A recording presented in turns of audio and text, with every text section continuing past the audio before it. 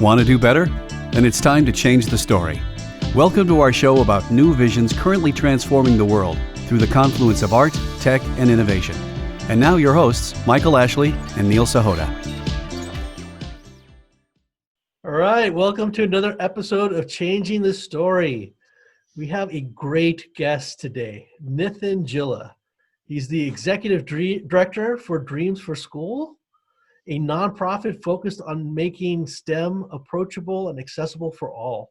The programs inspire, create, and educate students to be STEM literate with hard and soft skills needed to become critical thinkers, creative leaders, and technologists of tomorrow. Nithin, welcome to the show.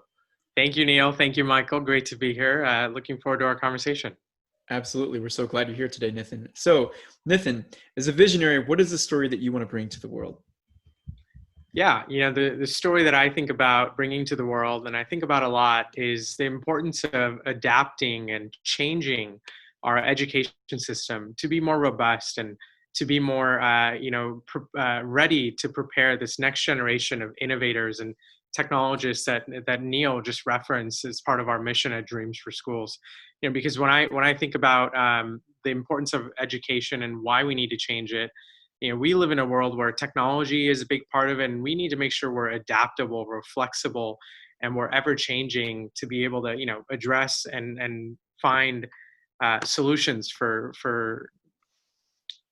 future problems, I guess. Yeah. Since I know some of the backstory, I think it would be fascinating for our audience to hear, how did Dreams for School actually start? Yeah. So, for me, this journey has been quite a fun one and a serendipitous one, to be honest. I started my first nonprofit with my class of 2010 back in high school at Cupertino High School.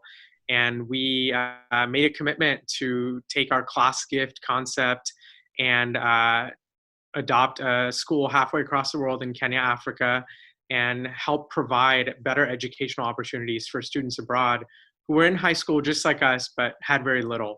And so that's where it goes back to for me, is that was my first experience of being a social entrepreneur, being an educator, and thinking about education. And in high school, I feel like one of my biggest takeaways was I loved being able to be in education, being able to empower others, and being able to create things. And so when I came to UC Irvine, where I studied computer science at my alma mater, I helped create initiatives that were related to technology, and first and foremost related to educating college students about technology and about mobile apps, about websites and things like that, relevant emerging technologies.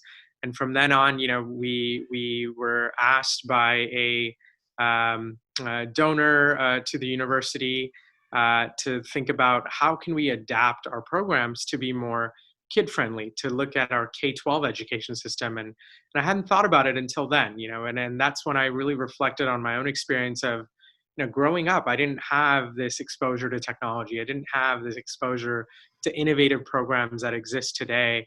And part of that was because years ago we didn't have that stuff, right? So that's really how it all started. We started with that idea and that encouragement from some great folks who kind of pioneered it, and then we created a program called AppJam Plus to teach middle school kids how to code and how to make mobile apps and teach them about technology. And then it's kind of spun off from there into evolving into Dreams for Schools and who we are now. We offer K-12 programs. We offer STEM and technology-related programs for students in at-risk communities. I think that's awesome, Nithin. And by the way, I love the phrase social entrepreneur. I don't know when that started, but I think it's very interesting. You're hearing more and more about that. And I think especially younger people, when they're thinking about the businesses that they want to create, it's not all about the bottom line. It's about doing some good in the world. It's interesting. Just today, I was talking to my assistant who's working on social media, and she's actually taking a course in college on social media. And she was saying that it's so hard because the algorithms change, the technology changes. So you have to basically throw out the textbook that you used last year. And then Neil and I are actually working on a book right now. And he exposed me to something recently, that there is a interface right now that you don't have to be good at coding. It kind of does it for you in some ways, that And so my question is, how do you, I mean, obviously we want to promote STEM in our schools, right? But at the same time, technology is moving so fast that do you ever worry that the stuff that you're trying to teach these kids to get them ready is going to be moot 6 months, a year from now? And how do you deal with that? Yeah, that's a big question, and I don't know if I have the answer to it, but I know that there's a lot of collective educators out there who are thinking about it, social entrepreneurs like myself too. And I'll address that in two ways. One is, I do worry about that. Is a lot of times, is what we're teaching today no longer relevant tomorrow? Because when I look back at how we progress as a society and as a system, right? I mean, we had the agricultural age for hundreds of years, and then we moved into the industrial age, which was just decades, and now this technology age is we're changing things in less than a year, right? Yeah. And the rate at which change is happening and the rate at which we're evolving is faster and faster, and our education system, we haven't done it as efficiently, right? Mm-hmm. I heard this great analogy a few years ago, which really sticks with me about how do we describe our education system. It's kind of like a Ford Model T car, classic car built in the 1900s, right? First revolutionary thing. But we live in an age of Teslas, and you can't take apart the Ford Model T car and use those parts to create a Tesla, right? I mean, Tesla's got motor with battery packs, and it's a whole different system. But we've made those leaps in all these industries, and I always think like that's what we need to continue to strive to do in education. Is that's the big change? Is we have to think not in terms of today and tomorrow, but we have to think in terms of how do we get ahead of 10 years and 100 years, right? And given our current situation with the pandemic, like I feel like we're all being forced by nature to really address that. And how do we educate our children in the same way? And how do we make sure it's effective going forward? How do we leverage technology and embrace it versus fear it almost? So I do think there's that piece where that's a big goal, and that's something that all of us have to do together, and that's something that different stakeholders, from parents to kids to teachers to our administrators, are doing and are continuing to think about, especially now more than ever. But at the same time, for me, as when I think about our own organization at Dreams for Schools, we always try to build flexibility with our programs. One of our big models we do is a mentorship model where we recruit and train university students and teach them about mobile apps, teach them about websites, and teach them about different coding technologies, and have them be kind of our change agents to inspire young kids. And the beauty of that is, today we're teaching them app development. Tomorrow we could be teaching them AR, VR. And I always think about how do we keep it flexible, right? Because today, again, we're teaching, to your point, how do we make sure we're relevant, we're up to date, we're not, what we're teaching today is no longer relevant, right? So I always think about flexibility and how we do things as an organization. And I think we need to do that as a system more as well. Well, for a moment here, I'm going to be a downer. Technology is a two-edged sword. So we know skills tomorrow, jobs tomorrow. Very important to know STEM.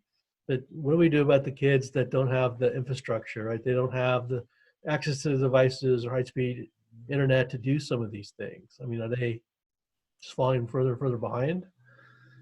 Yeah, that's a good question. And, I think one of the big things is, if I've seen anything in the last few months, it's that the issues around digital divide and access and the inequities that exist in our education system have been brought to light more than ever, especially with the pandemic closing schools, with schools having to figure out how do you distribute and get students, laptops so they can learn at home, to that greater idea of, well, you can give a student a device, but what if they don't have, a credit card or a credit line as a family to be able to get access, right? And, I think, I think that, I'm an optimist by nature, and I do think that, now that these problems are no longer things that we can kind of ignore, right? If we want to move forward, I think that we're going to have to be innovative about it and think about it more so than ever before.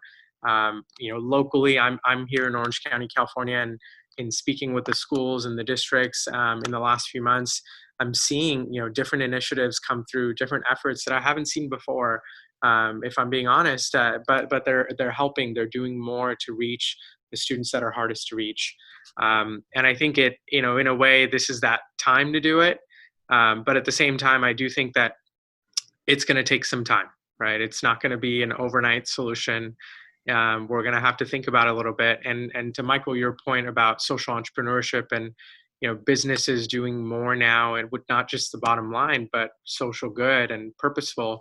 This is coming now to a conversation that's not just about education, but about our community, and how can we as businesses and whether it's telecom companies or different things, change the way we think about who we serve, and how do we be more purposeful, and it's all part of that as well. So you brought up a good point. I mean, looking at the times that we live in right now, if we look at the way the economy was divvied up, we went from agrarian, we went to agriculture, we went to industrial, and now technological information technology. And I can't help but think about when I was in school, I was never a math or a science person. I was much more of an English person. And to me, I think what everything you're doing is fantastic. But I think about children who grow up who just aren't inclined and aren't interested in those things. Those I was always interested in technology, but I wasn't, let's say, a math person or a science person, or I don't think I'd ever would have thought about coding when I was growing up. I was much more into the arts and things like that. How do students, because of their natural abilities, their natural tendencies, how do they fit into this world where, of course, our economy really demands that these things, that you can participate, that you have these skills? But what if your natural inclination, your natural abilities don't lie here at all? How do you cater to those kind of students? Yeah, that's a good question. And I think when I think about students who may not be interested in technology or engineering, like how do you include them? I think that we have to go back to the old school model of apprenticeship and what that means, and helping students understand that coding is, yes, obviously it's a language now that's important and it's foundational. It's probably not going to go away, and if you embrace it, there's a lot more opportunities for sure. But at the same time, I think our traditional education system, we do a great job of exposing students, especially through different pathway programs as they get older into high school, to different trades and to different apprenticeship type models. And I think we have to go back more to that. Like, I look at education systems in other countries as well, and they do a great job of that. And it's something that we do, but we don't necessarily emphasize the workforce aspect early on. It's something that comes later. But if we did a better job of that early on, I think students can start to see their own perspective of where can I fit in as a society, as a contributing member to society. And it doesn't have to be just technology, right? And I'll say that one of the things that, in our programs we always try to do is help students understand, the importance of technology and what they can do if they embrace it. But we always tell them, like, if you love art, and you don't feel like you have a role in technology, that's fine. There are other things where it doesn't have to be a direct connection, but there's indirect ways that art can be enhanced by technology, or art is, kind of a career that you can go into as well. But at the end of the day, I think if we come back to that, like, nurture mindset, right, and apprenticeship, and start exposing students early on to opportunities, then they have greater exposure. Sure. Well, there's STEM and there's STEAM. You're focused on STEM. Right. I know we're just talking about art. Is there a particular reason why not to do STEAM? This has been a long debate I've seen. I grew up in the STEM world, and then, when I was in college, it was STEAM, and I've also heard STREAM, with R for reading, with Reading Rainbow, which a lot of folks grew up with, right? They've pioneered that and STREAM. So, it goes different ways, but I do believe that, I use it interchangeably, STEM, STEAM, both ways. But yeah. I bring it up. The STREAM is interesting because we did our episode with Jay Connor, talking about how reading comprehension is actually so important to be able to do word problems. So if you're not good at reading comprehension, won't be good at math. So I get the STREAM. But I've seen your App Jam Plus program and seen the students make, these mobile apps in just, I think it's 6 weeks, right? It's 10 weeks. 10 weeks. Yeah. And they're part of this is their creating like a user experience. So there's definitely like the STEAM aspect to that. Hmm. Absolutely. Absolutely. Along with this, because I'm new to your program, so I'm curious about this because of what I've experienced as a professor, and also I used to do some college essay coaching. One thing that I feel like is missing from our schools is, and you get this traditionally in college with the liberal arts education, is critical thinking. Mhm. It's one thing to be great at technology, it's one thing to understand this stuff, but I think that for you to succeed, you also have to, I mean, for instance, Neil and I are working on a book right now about this, about thinking differently and to think critically. And so I wonder how thinking critically and also being an innovator and bucking the trend, like having these skills, but then being able to, let's say, even dismantle these skills or turn them on their head to do different problems that you weren't prepared for originally. How does the critical thinking aspect fit into the education model you're talking about? Yeah, critical thinking is and has always been one of the most important skills that we've emphasized. I know that it's always ranked up there, but I think it's always enhanced by skills around it that kind of go together. So those skills include collaboration, right, creativity, and then one of my favorites, which is emotional intelligence. If you look at the skills that the World Economic Forum published that students need to be trained in to be successful from the last decade to now, one of the big things that was not on that is now in the top 10 is emotional intelligence. It's that ability to have human to human interaction. It's that ability to have conversation and understand like what's real and build those lasting connections. But at the same time, collaboration is something that's jumped in that list. Creativity has jumped in that list. And all of those, I think now we put more emphasis on helping students understand kind of the whole self in that aspect. And I think if we do that right, the critical thinking piece kind of goes better and we're able to enhance it. Because to be a critical thinker, you have to really, if you're working with people, you have to understand them.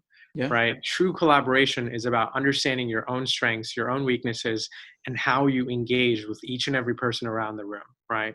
And you have to have, be able to think critically about that. So I always look at it as it's not just the critical thinking, but that's what we've always traditionally emphasized. But I actually think it's all these subset of skills that make that better. And they have to go together. Yeah. So when the kids actually go through your programs, I know they're learning a lot of the hard skills, it sounds like learning a lot of soft skills. What are they like by the end of the program? What's the outcome like? Yeah, well, they like winning if they win. Michael, just to give you an overview, our app development program, it's a 10-week where students go through mentorship opportunity where they get an college instructor, somebody who's most likely been in their shoes, but maybe not had the same opportunities like they're having right now. Somebody in a technical career who can be a role model to them. And they learn, as a team of 5 students, they work together. They have to learn to work together. They have to come up with an idea of an app that they want to make together that they all agree on. Again, that's a big debate because every student always has their own idea. And at the very end, we have a big app jamboree showcase where all of the students present on stage in front of almost 400 people about their app, along with industry judges. I know, Neil, you've served as a judge. And it's that moment of truth for them. And I think one of the favorite parts for the kids I always hear is working with their instructor and their mentor, because it's not something that you get to do every day. You don't really get to talk to a college student or somebody who's older than you and build a relationship. So that's one of the biggest things. Second, obviously, like I think some of my favorite experiences have been students get really nervous when they realize they have to go up on stage and present in front of these many people. But I think it's when a student does that, it's such a transformational experience where they get excited by it. And one of my favorite parts is like watching the kids be nervous and go up and then come out of it like ready to like take over the world. They feel like they've got all the energy. They accomplished something big. So I think for the students that have said it, that's one of their biggest favorite parts. It's that transformation that happens. And then obviously, like if they win prizes, they get a Chromebook or different educational technology toys. So that's cool too. Yeah. Well, I got to ask then. So tell us some of your favorite apps that they've come up with, or some of the most outrageous ones. Yeah. So, we've streamlined our program every year. And one of the things that we did last year was try to align with the Sustainable Development Goals of the United Nations as well. And so we started doing themes every season. So one of our latest themes was, helping the environment and saving Mother Earth. And it's just open ended, but it's always cool to see what kids come up with. So we had students during that session make some really cool games, video games, where you have to navigate like different pieces of trash, and help the user understand like what's compost and what's recyclable, like different things. So it's always interesting what students come up with. We had a couple students a few years ago create a game that it was like a productivity app, and depending on what product you wanted to make, it would help you understand what are the best countries and markets to sell in, and what e-commerce platforms should you use based on your product. So if you have product in the fashion industry, right, it would tell you that you should probably most likely target like these 8 countries in Asia or Europe, and here's the platforms to do so, and here's why, right? So it's kind of interesting to see how students always think about it, because they're ultimately like the ones that are going to be living here farther than I or all of us, and they're going to have to address and create these solutions. So yeah, that's cool. I know that this is just one program for Dream for School, but you were telling us about how it got started and adopted a sister school in Kenya. What's going on over there? Is there anything you can share about that relationship? Yeah.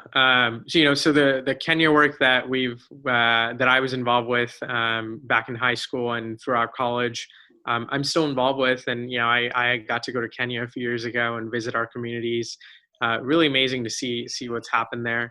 One of our newest projects, and that's actually going to be starting, is a social enterprise, and we partnered with the PAD Project, which is an organization that was behind the documentary Period End of Sentence on Netflix, and it won an Oscar as well. And we partner with them, and we're going to be, helping bring a sanitary napkin machine, one of the first in Africa, to Kenya over there for the communities, and help create a social enterprise out of it, where we can employ high school young girls, but also women in the community, and have them, hopefully in a year, run with it and sustain it and build a social enterprise where they're not only able to kind of change the conversation around the importance of women's health and hygiene and with sanitary napkins, but they're also able to actually create it as a revenue for them to support their families as well. So it's always cool to be involved in those projects, and those were through some connections that we just serendipitously met less than a year ago, and it's cool to see what a conversation can do, and if we get the right people around. Yeah. Awesome. We totally agree. That's the whole premise of our show, about a conversation, what it can do. But I totally agree. So that's fantastic. So let's imagine it's 5-10 years from now. How is the world better because of the work that you're doing with these students? Yeah. I'll tell you, we've been thinking a lot lately about evaluation and metrics and how do we track our students. And for me, how is the world better in 5-10 years always comes back to where are our students now and where have they gone? And I look at that, and we've had students who are first exposed to coding or technology through our program, who are now in high school and have started other programs to teach homeless kids or homeless youth in underserved communities how to code, right? We've had students, we have a young woman, girl who went through our program and is now a college student at UC Irvine, double majors, and she was named one of, I believe, like 35 young women in the nation to win a prestigious scholarship around aerospace. And and it's amazing because she's going to be changing the story and changing the game around how aerospace happens. And we just had the recent SpaceX launch, obviously. So I always think about where are students going, and it inspires me a lot to know that they're not just going through the program and and not doing it. But a lot of them do get interested. We've seen high rates of students being interested in pursuing a technical career or something related, and that's inspiring to me. So I always think back to think about our students, and it makes it all the more important to continue to educate them, because all we can do is open the door to them, and education is kind of a means, right? It's kind of like a passport going forward. I love that. That's fantastic, Nithin. Look, you got a lot of great stuff going on. How can people follow your story? How can they follow Dreams for School and what you're up to? Yeah. So we're active on social media. You guys can check us out at dreamsforschools.org. We're actually shifted a lot of our programs to be virtual and student-centered, personalized learning online because of COVID, and all throughout summer and the rest of the year as well. So you can go to dreamsforschools.org. You can connect with me on LinkedIn, Nithin Jilla. It's very hard to find another Nithin Jilla, I believe, as far as I know. And you can follow us around on social media at Dreams for Schools on Instagram, Facebook, Twitter, and YouTube as well, where you can actually watch all of our students' work and see the app jamborees that I was talking about with you as well. That's awesome. Fantastic. We'll make sure those are in the show notes. Hey, you've been a fantastic guest. Thanks for coming on. Yeah, thank you both. This is awesome. Thank you for having me. Thank you very much.